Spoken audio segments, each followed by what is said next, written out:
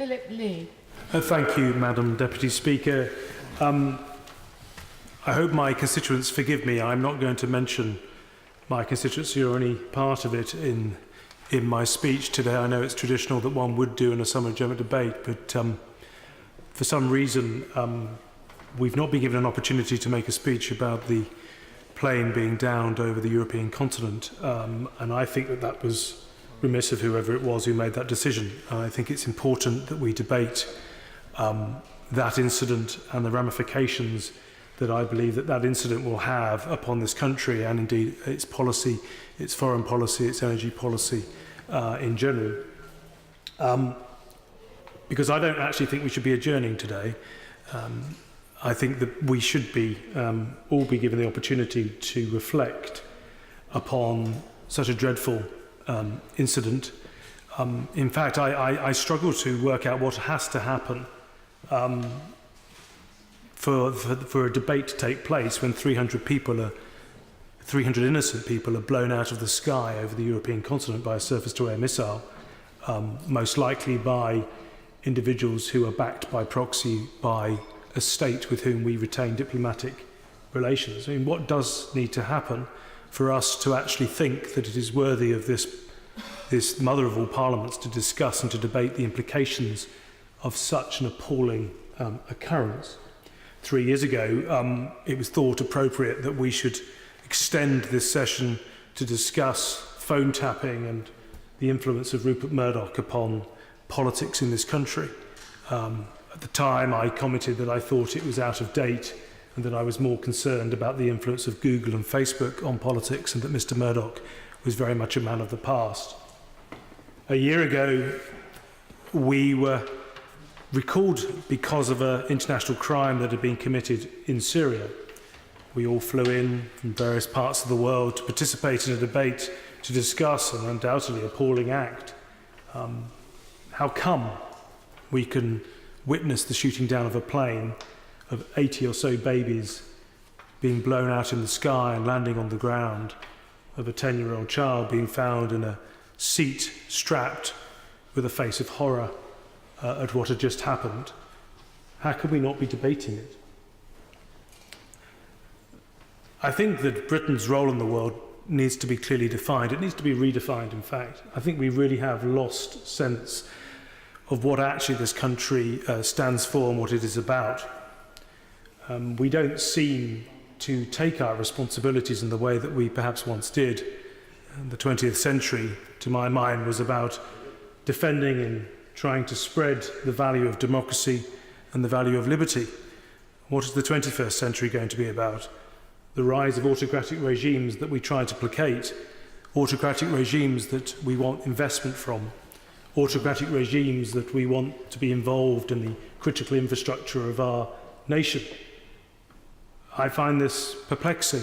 I'm rather baffled that this generation of politicians of all colours seem quite comfortable to engage in commercial dealings, prepared to look the other way when anything uncomfortable is thrown up in order to secure an economic future. Or dare I say it, it is politically expedient to do so. And this, I guess, also affects both sides of the House. This isn't a party political point. Because Britain at the moment finds itself in debt. The nation's debt will have virtually doubled under this Parliament. People talk to me about austerity Britain, and I look at the numbers and I think, well, we're still spending more money than we're getting in, so we clearly haven't learnt our lessons. We remain dependent upon people lending us money to service that debt, but we also remain increasingly dependent upon energy in the form of gas and food and the like in order to exist as a country. And that level of dependency, both upon debt and upon energy, is perhaps one of the reasons why we look the other way when tragic events take place, events we wish we could ignore, which may impact upon our short-term geopolitical targets. And what frustrates me even more, I think, is that wherever I look in the world, I see an absolute dearth of true leadership. I mean, please tell me, give me a list of names of people leading countries around the world who are strong leaders, people who are prepared to stand up for particular values, particular principles, who are prepared to put men and women in the line of fire to defend those principles. I fully understand that Britain is rather war-weary, and I don't want to comment upon the recent exploits in various countries around the world, and the country, of course, is thinking it's not our problem. But when 10 Britons are blown out of the sky, I think it is our problem. When over 190 Dutch, and just remember how brave the Dutch people were in the Second World War on our side, over 190 Dutch are blown out of the sky, and what have we done? Yeah. We've sort of got on we've made a few telephone calls, we're sort of threatening a few sanctions.